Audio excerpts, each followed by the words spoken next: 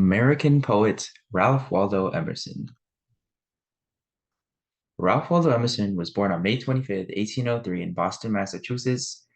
And his father was a Unitarian minister, and we'll get more into that in a little bit.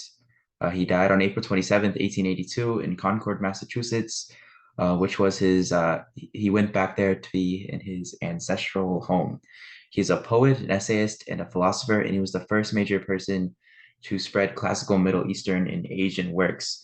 According to Edmund R. Good from Villanova University, his exposure of this Middle Eastern philosophy was because of his father, who showed him the works, and also the fact that he grew up in Boston, in the harbor, and so he got a whole lot of exposure to all sorts of exotic shipments from places like India, which really led him to being really exposed to a lot of this Middle Eastern and Asian philosophies, which we'll see more of as we go through some of his poetry.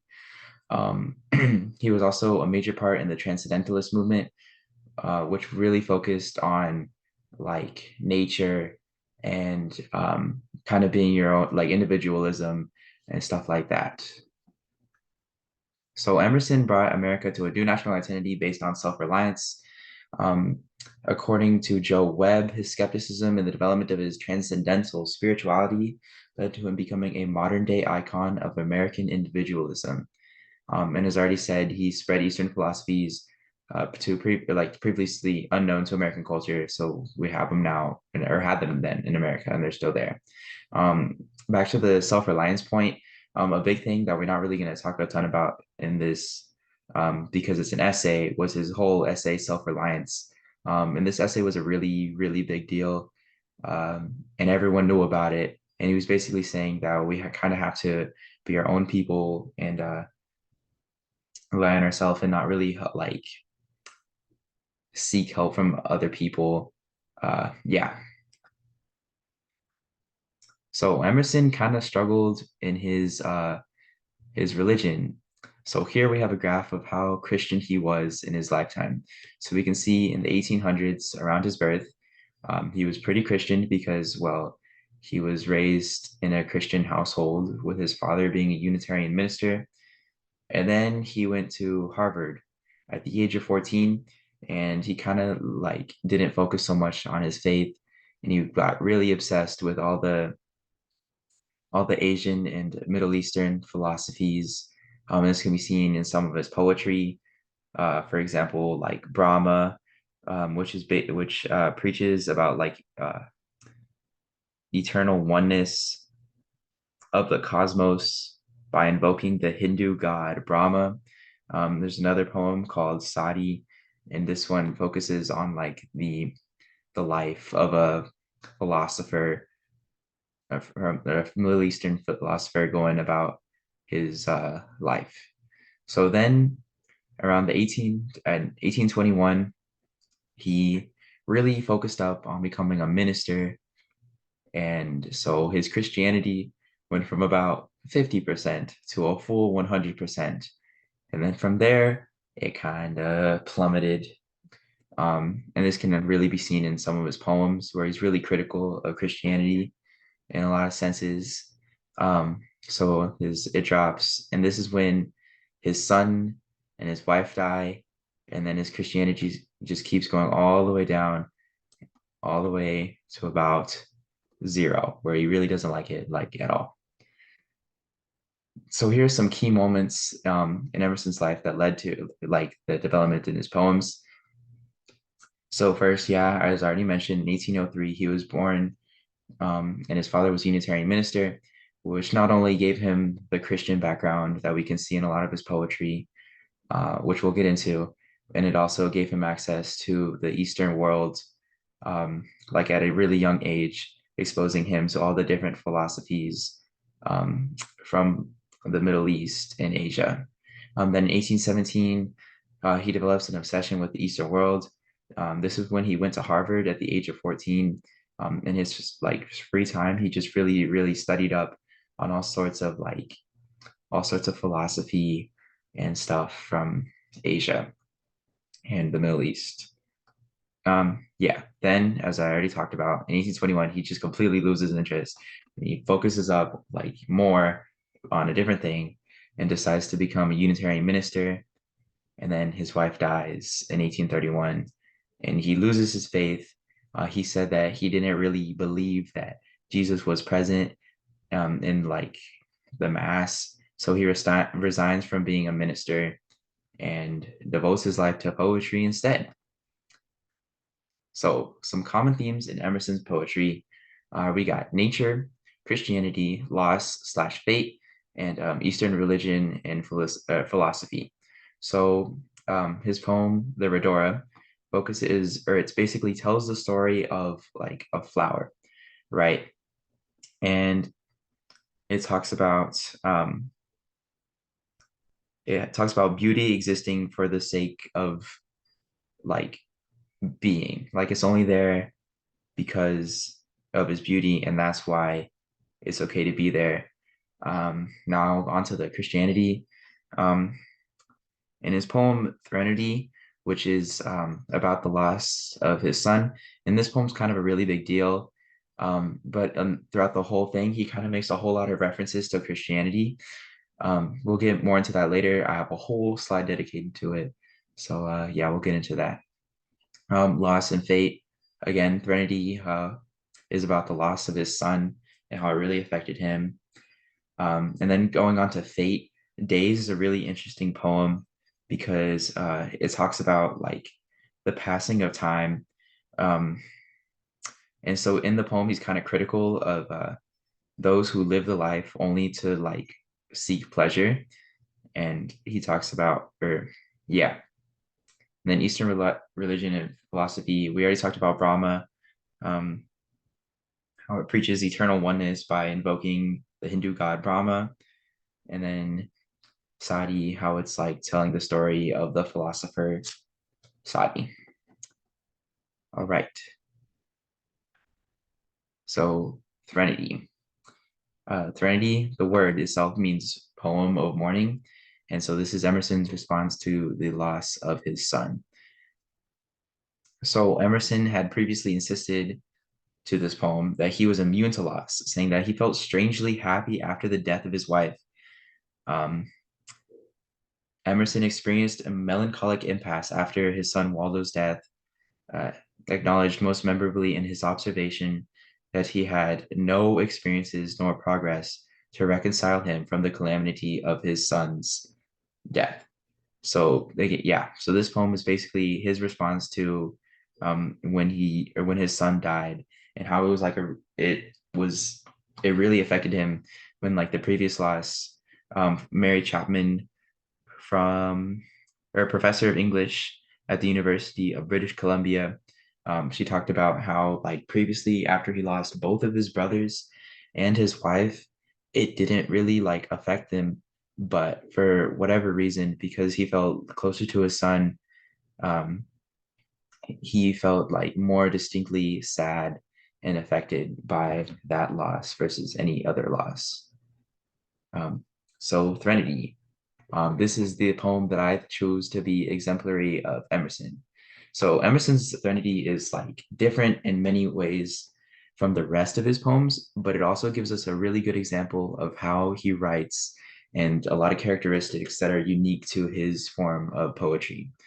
And why it's different is really just because in a lot of poems he's not so much so personal as he is in Threnody, because it really shows his vulnerability and how he's affected. um, yeah. So Emerson's Threnody exemplifies Emerson's poetry through the use of nature to convey ideas or emotion, Emerson's Christian background, and Emerson's common use of rhyme. So tone. Yeah. So Threnody has a more personal, vulnerable tone compared to like the philosophical or critical tones of much of the rest of his poetry. We talked about like his poems like Brahma and Days, where they have a really like distinct like philosophical or like religious um, background, and then more critical, or like Brahma is the invoking the Hindu god Brahma. And while that poem does have really strong like Protestant Christian backgrounds. Um, those poems, or they just don't really have the same personal like feel that Threnody has, because it's a vulnerable, like it's his vulnerability that it doesn't really show. According to Mary Chapman again, Emerson really, like, his whole philosophy was like against, it was completely against like vulnerability, and like he didn't want like to have any attachment. He didn't want to have the duties of a father, and so we kind of just like went back on them for much of his life. But um his son, or like the loss of his son, really affected him in a way that was different. But yeah, so on to the first point about nature. Here we have the first stanza uh, from Threnody, which says, "The south wind brings life, sunshine, and desire, and on every mountain meadow breathes aromatic fire. But over the dead he has no power, the lost he cannot restore. And looking over the hills I mourn, the darling who shall not return." So Emerson explains how like his son is gone, and he talks about nature and the way like, or he talks about nature like specifically referencing the wind, the sunshine, the mountain, the or mountains and the meadows, and he uses them to kind of like explain how his son is gone and isn't going to come back. Throughout the poem, he also does some more talks about, or more references to nature. He says, "Not mine, I never called him mine, but nature's heir if I repine." So like he's in this part, he's kind of talking like he's talking about how his son's like fate, like he was going to die, or he was gonna die. And that's how he references nature there. But nature is a really common common theme in a lot of Emerson's poetry. As I already mentioned in the Rhodora, it's about like it's about an encounter with a flower and its beauty, and just like the all the nature around the flower, and like how the animals interact with the flower. So Emerson definitely uses nature a lot throughout a bunch of his poetry to convey his messages. On to his Christianity. So Emerson's Christianity slash Christian past is also present in many of his poems because, well, as I already said, his father was a minister, and Emerson was also a minister before he left. So here we have another excerpt from Threnody talking about kind of referencing Jesus, um, like saying that thou mightst break thy daily bread with prophet, savior, and head, that thou might cherish for thine own the riches of sweet Mary's son, boy rabbi, Israel's paragon. And also throughout like the rest of Threnody, he has like specific like parts that are italicized, referencing Christianity. He says, "What is excellent as God lives is permanent. Hearts are dust, heart's love remains. Heart's love will meet thee again." And then at the end of the poem, he talks about like the Garden of Eden. He says, "Through ruined systems still restored, broad showering, bleak and void to bless, plants with the world's wilderness, waters with tears of ancient sorrow, apples of Eden ripe tomorrow, house of and tenant go to around, lost in God and in Godhead found." So the whole poem has a really heavy Christian undertone, and like part of it is definitely like a, why God, like why did you have to take my son away? But it's definitely evident that he has a lot of like knowledge of Christianity, and it's also evident in a bunch of his other poems. We can even look back on the Rhodora, um, because like it talks about like creation, and the significance of that. And then we already talked about how in Brahma it has really heavy like Christian undertones. Um, like although it is about a Hindu like god, like it directly references uh, a lot, or a lot of Christianity. And then many other many other of his poems also share the same sentiment. All right, so moving on. Structure. Now, Emerson is a big time rhymer. He likes to rhyme a lot. Um, So Threnody is definitely one of his longer poems, and it contains a lot of rhymes. So he says, I came to thee as a friend, dearest to thee I did not send. Tutors but a joyful eye, innocence matched the sky. So Emerson really kind of focuses in and uses two distinct patterns in rhyme throughout all of his poetry. It's either an A B A B or a A B B.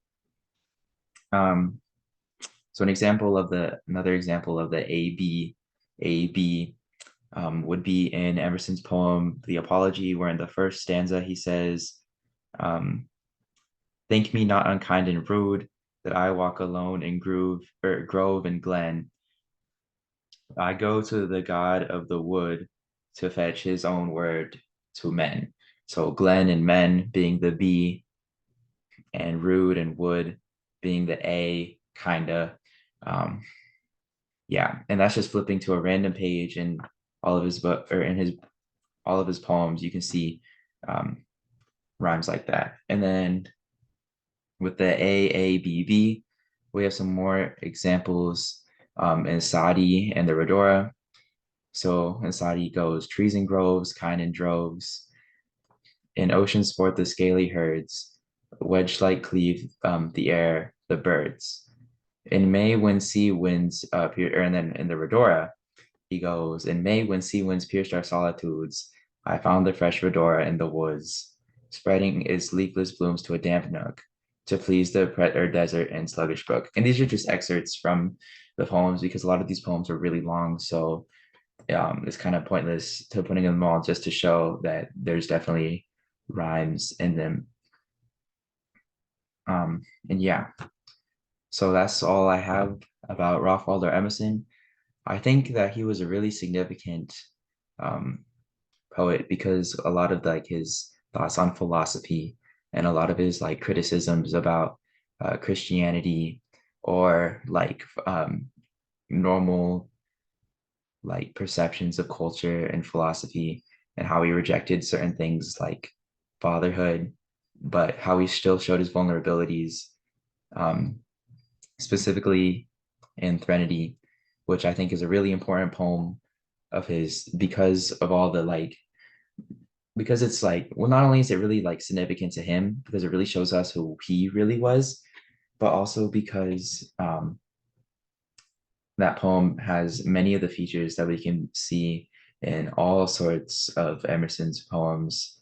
um, so yeah,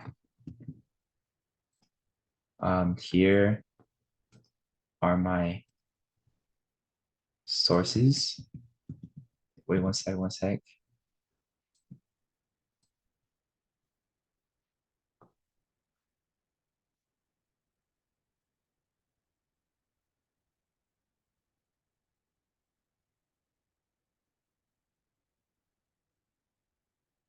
Right, here are my bibliography with all the sources I used throughout the whole thing.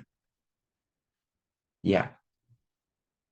Thank you for watching and sharing in the importance of Ralph Waldo Emerson. Have a good day or afternoon.